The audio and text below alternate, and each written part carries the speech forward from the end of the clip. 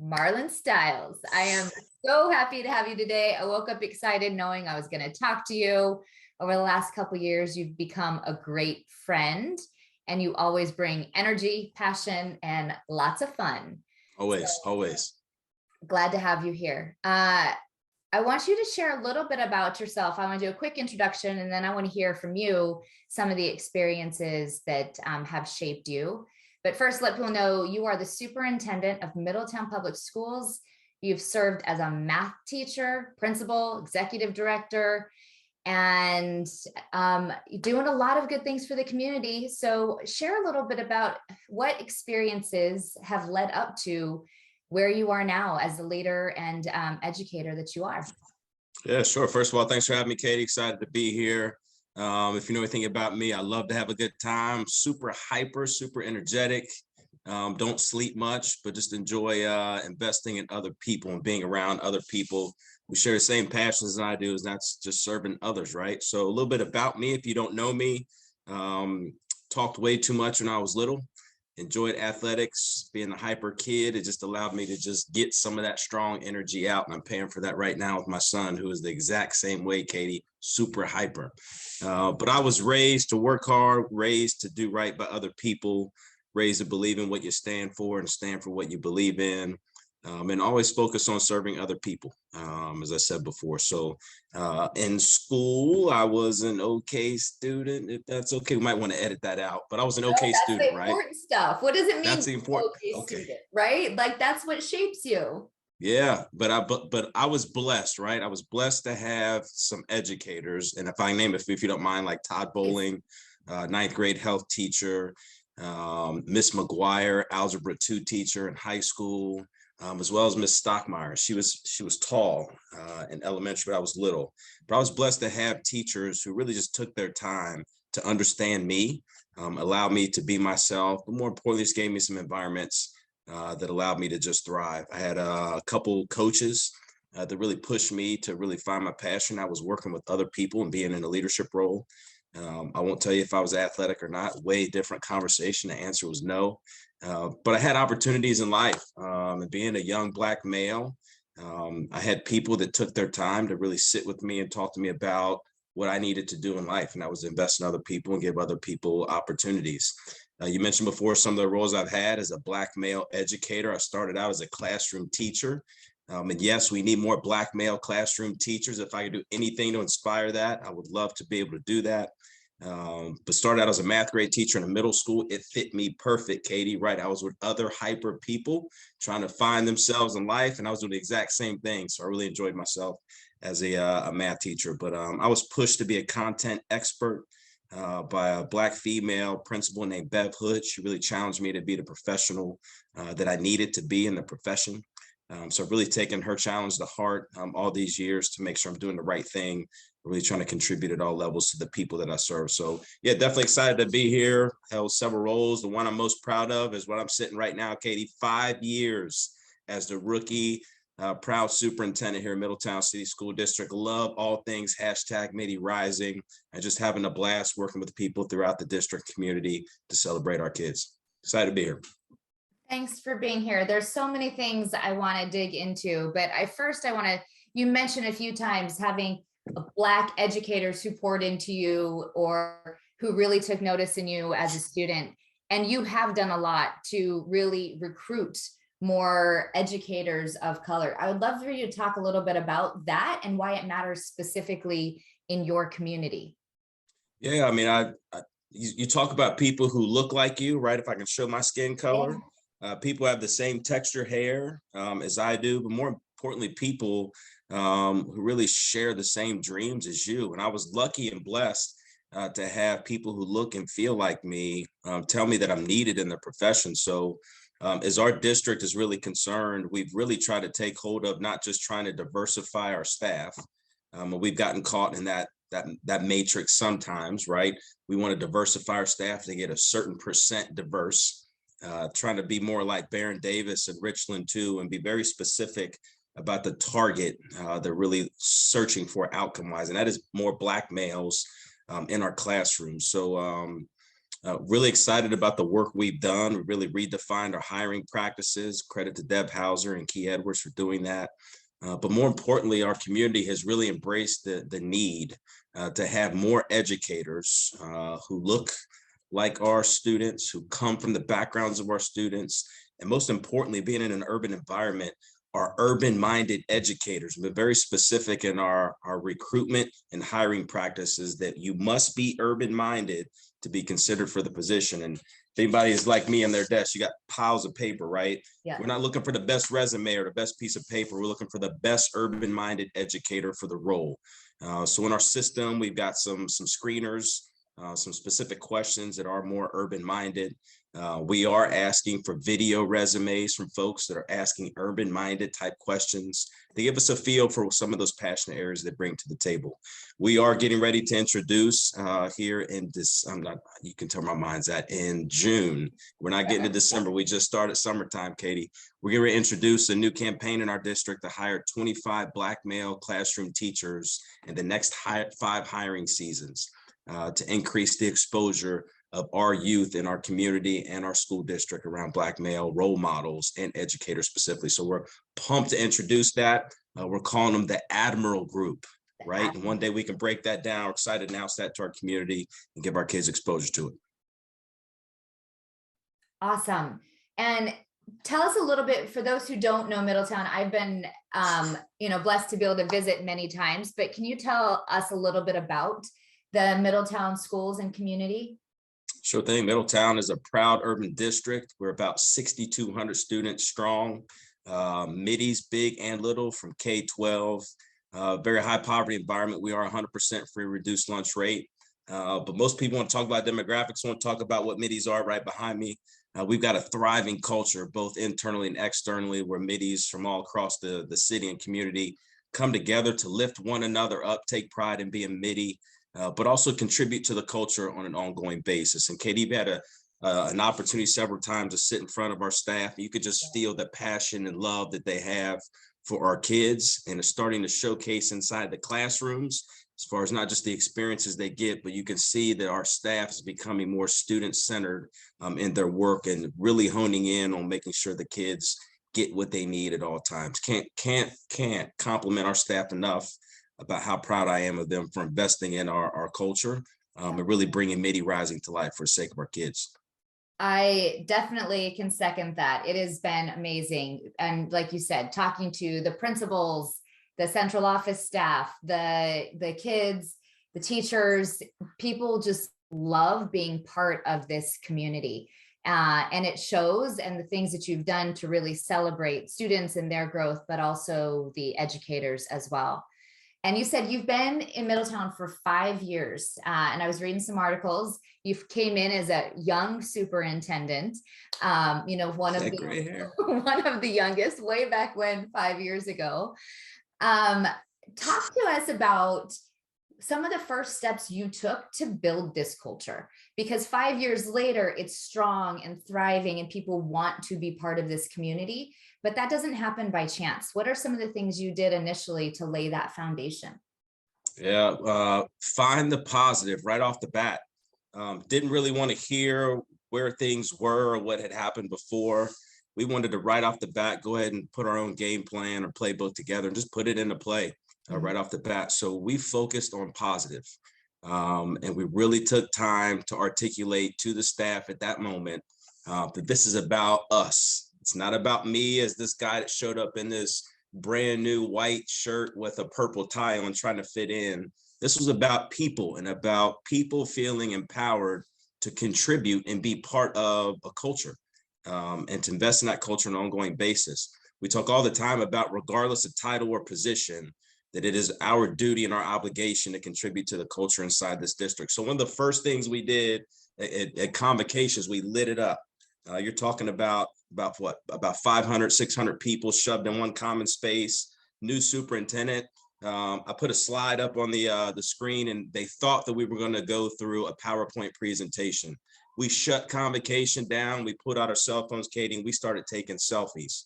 We have an annual selfie moment at convocation to create positive moments with colleagues. And that set the stage right off the bat that you're empowered. You don't need permission to be part of a culture, but you don't need permission to invest in it. You don't need permission to create a positive experience for someone else. But we immediately got into the mindset that this is about all of us.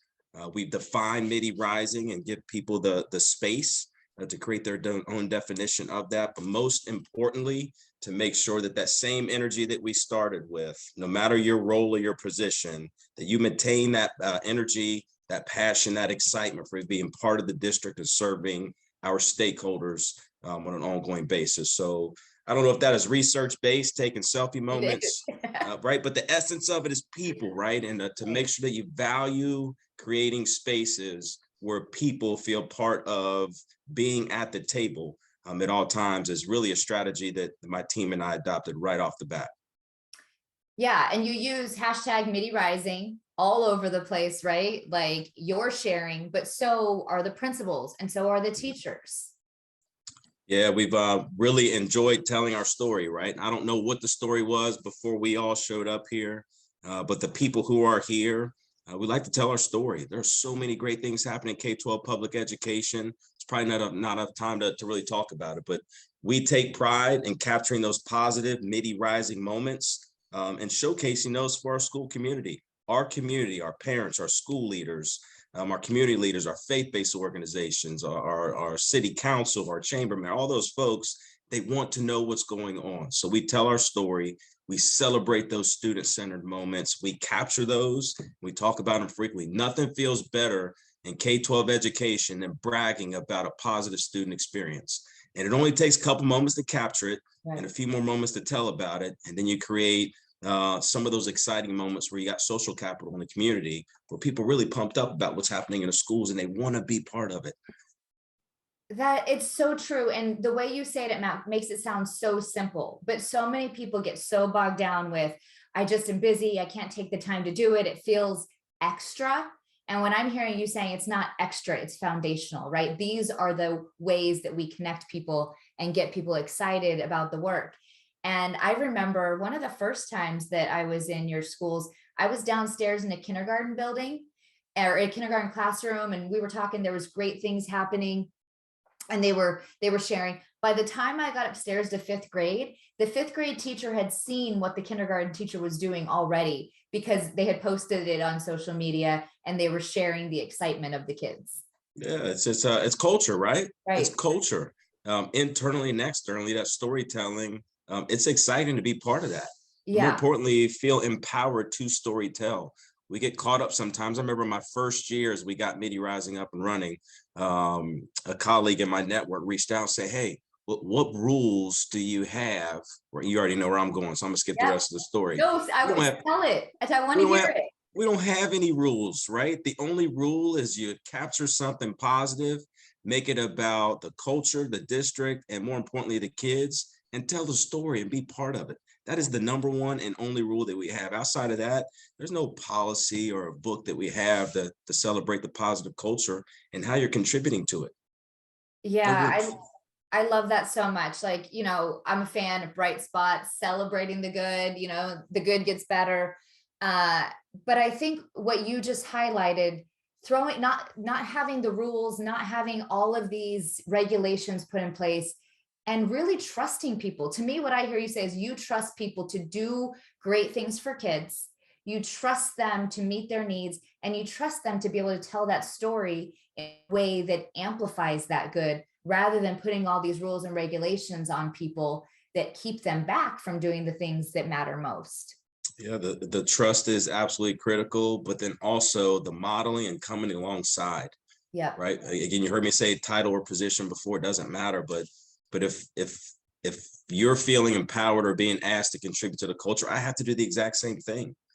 So when we're out and about, we're interacting with staff, yeah, we capture moments together. Mm-hmm. If we're in the cafeteria joking around with kids about how much ketchup they use on chicken nuggets, you know, we're going to do that together. So it is a unified effort, right? It's an alignment and synergy amongst all the stakeholders. But as a leader, I feel like, is it important? Yes, to trust. Is it important to empower? Yes. But I have to demonstrate and model those behaviors all the time, not some, but all the time. Absolutely. Because you can say, oh, I trust you. People say to me all the time, well, we're not allowed to do that.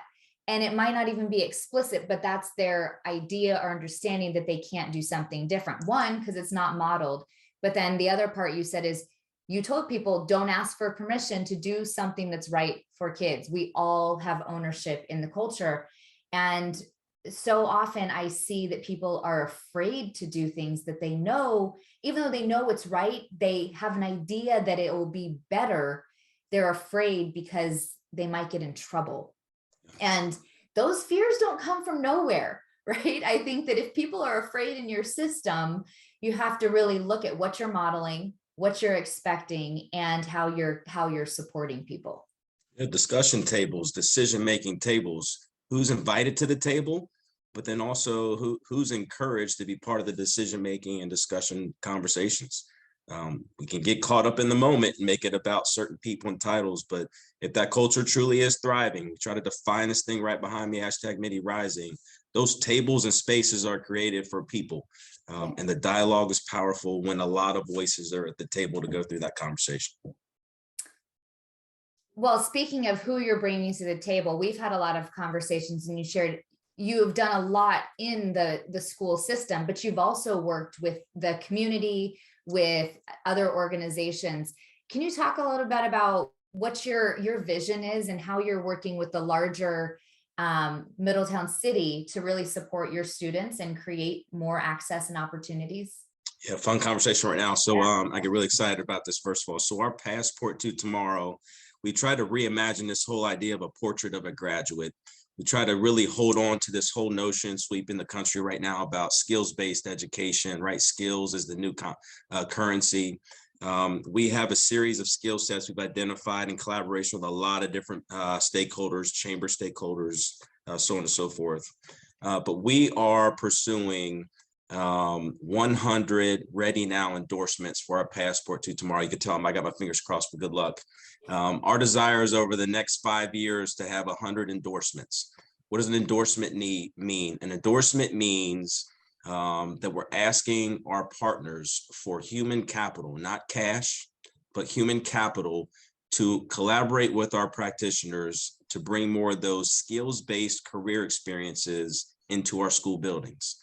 We're asking our endorsers to provide the human capital to help us provide every student in our district, all 6,200 plus, with an advocate/mentor. We're not asking for a positive relationship, right? I'm not just asking for a cool handshake at the door when you come in the room. We're asking for an advocate, somebody who's going to fight for an opportunity for you to be successful. So we're asking our Ready Now endorsers for that. The capstone for all of this with the endorsement is if we're providing those touch points throughout the K-12 experience, developing those skill sets, we're asking that when our kids graduate from high school and they have this Ready Now certificate indicating I've got all the skill sets. Yep. From an equity standpoint, Katie, we're asking our endorsers, you're talking businesses, higher ed institutions, enrollment agencies. We are asking that if a student applies for admissions, they apply for employment, or they're seeking enlistment, that you guarantee them an interview and you guarantee them high consideration for admission, so on and so forth. If they're proven to us and you've played a hand in developing the skill sets, their readiness when they graduate, we don't want to hear HR directors say anymore here in this city that the kids don't have these soft skills yet. Kids don't have. Well, kids these days pretty soon will have the skill sets that you desire in your future workforce. So when they show up with them, snatch them up and give them the opportunity. So really thriving right now, exciting to really launch this, kicking off in K-5 next year. Just like I enjoyed art, music, and PE as a special in elementary, PE was my favorite, physical education. Our kids are going to have we're building the system where systemically they're going to get these experiences. Next year, K-5, we've got a Passport to Tomorrow special. We're all K-5 students next year. Once a week, we'll be doing career exploration, trying to discover their passion for what they want to be in life. More importantly, starting to develop some of those Passport to Tomorrow skill sets that we have in our profile. Really excited about it. So excited about this. I know, I used to always think my dad was a car salesman, my mom was a teacher. That's all I really knew, right? I didn't know, I didn't want to be a car salesman. I didn't really want to be a teacher until later on.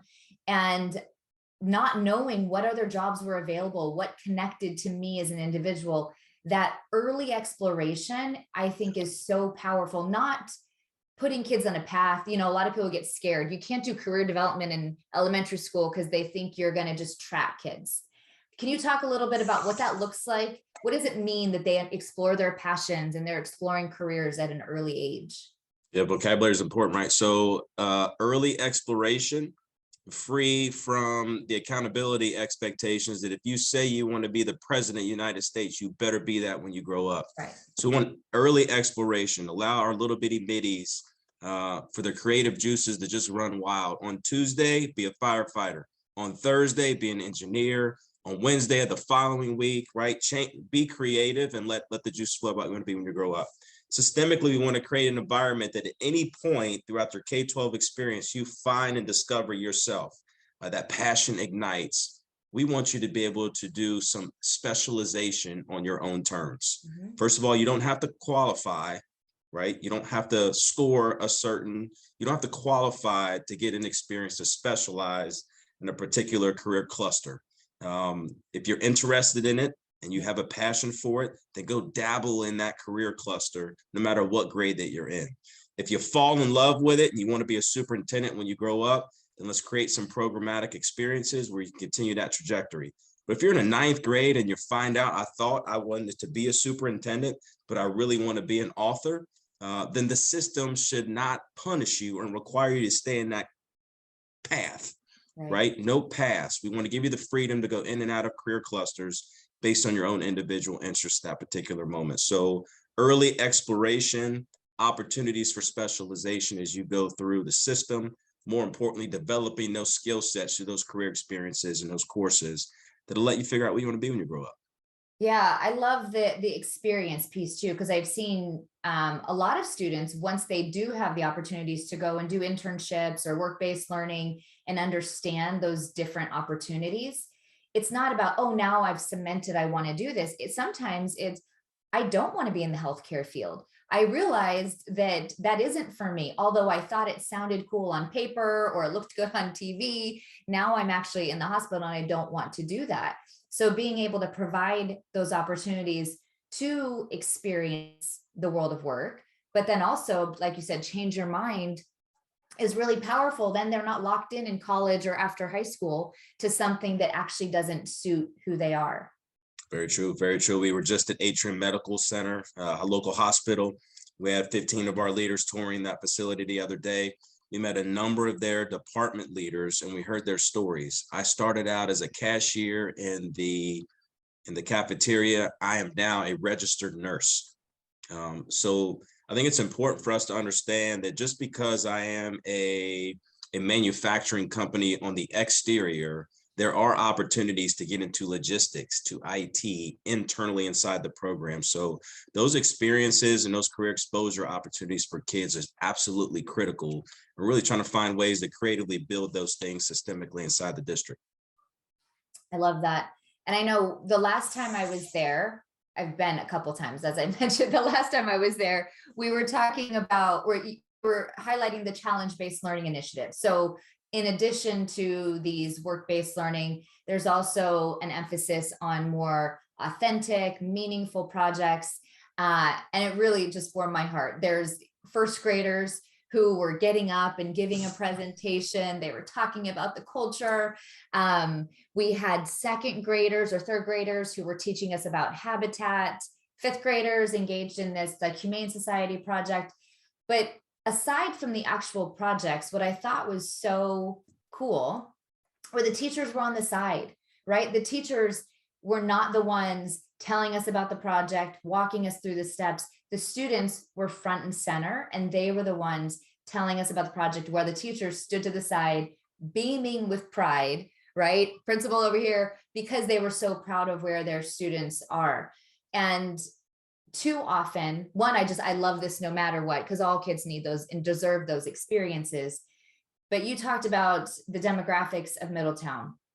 And, I taught in high poverty schools, and a lot of times schools with high poverty, low test scores often focus on drill and kill. our kids can't do that because we have to focus on the basics. You clearly have busted that myth and are providing high quality opportunities for students. Can you just talk to us a little bit about navigating that? How have you helped teachers make those shifts? How have you helped prepare people to be able to create these opportunities to support foundational skills, but also apply them in meaningful ways? That's a tough question.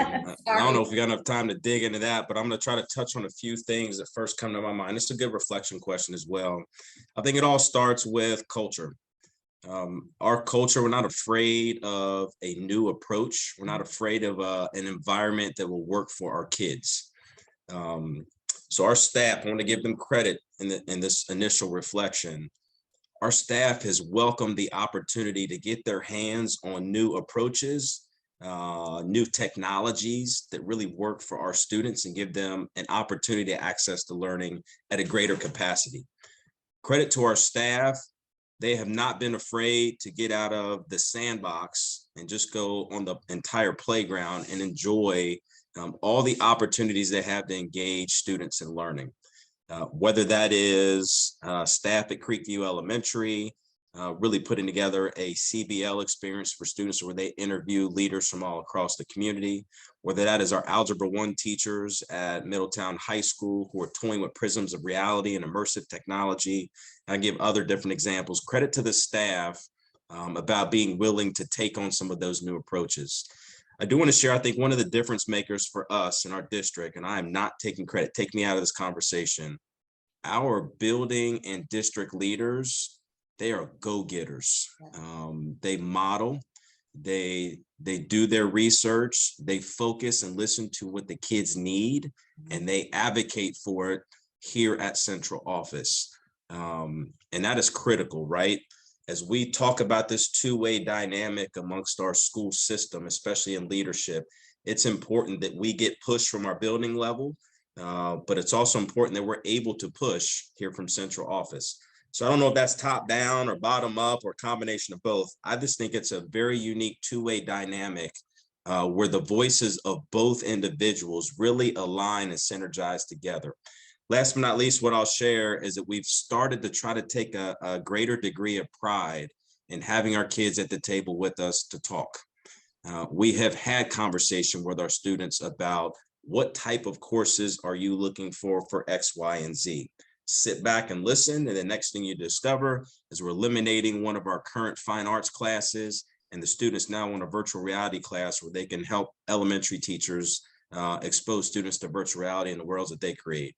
You find out that some of our high school students are wanting modern day pop culture classes along with African-American literature and mash that idea together in regards to an English elective that they would like. But creating the environments where our kids sit with us and as adults being willing to listen is absolutely critical. But I can't stress enough the culture we have, and it's been an ongoing investment in a very exciting way to where our staff are hungry for it. And that's a mindset I know that we're blessed to have.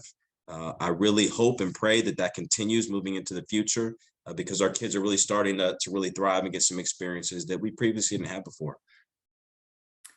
Yeah, well, you told me that I shouldn't mention this, but I'm going to mention this, that you recently were named Superintendent of the Year for EdDive. And I know that this is because you put people first, you celebrate people, you just like you've done throughout this whole conversation, you're highlighting people, and you trust people, and you are coming alongside them to do the work. I want to read what your board president said, because a lot of people will tell me it's hard working with boards, but I know you've developed also a great relationship with your community and board. And your president, Chris Ursa, who we met, said, while the district's prior leadership was good, Styles has brought a vision of transformation needed to move its schools forward. And I think that you've really highlighted some of the things that you all are doing. And I love that you brought in, you're talking about students, you're bringing student voice to the table. And you've not only done that in your district, you've done that on a national level too with the C Summit. So do you want to talk a little bit about the C Summit and where it started and what you all are learning? Absolutely. First of all, thank you for going away from that award and getting back to kids. Really I told you appreciate I was that. going to do it though. No, I was hoping you would. But I want to shout out Julie Mitchell right now, Superintendent Rowland, who is my partner in crime with this. And her and I do an unbelievable job, really throwing our heart and soul into it. So the C Summit is a student-led social justice conference that consists of high school students from across the country who come together to talk about the social justice issues that are on their heart, heavy on their hearts and minds. Just this past month, we had 68 students from across the country, many who have never met one another before. They put on a social justice conference for approximately 500 educators who came together on a Saturday to hear topics such as why Black Lives Matter, they're topics that are important to the kids. I can't say enough about the C Summit, right? So they're students who are assigned to adult mentors who just support and facilitate the process, but create the space for kids to really educate us. If you know anything about the C Summit, just hop into Google, type in C Summit, and you can start to hear some of the stories from C Summit students about the impact that they want to have.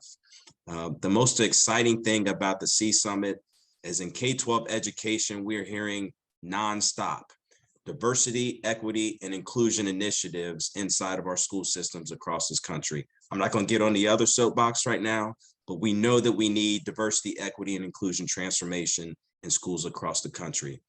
What better source to go to understand how we can create more inclusive school buildings and classroom environments than the students themselves? And the C Summit offers exactly that. Students coming to the table to educate us as educators on ways to become more inclusive in our practice. Hashtag C Summit. The kids killed it. I mean, they crushed it in C Summit too. Couldn't be more proud of them and the coaches that helped them get there.